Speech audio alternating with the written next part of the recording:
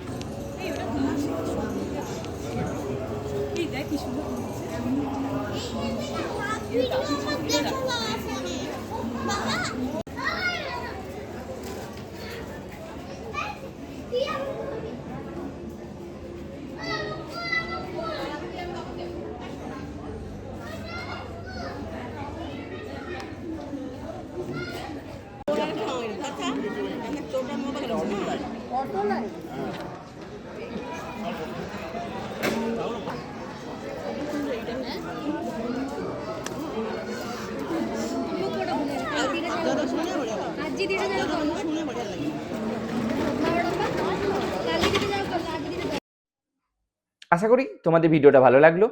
তোমাদের বলে দিলাম এই কাঠিয়া বাবার আশ্রম তোমরা যাবে কি করে, বা এই কাঠিয়া বাবার আশ্রমে গিয়ে তোমরা কি কি দেখতে পাবে।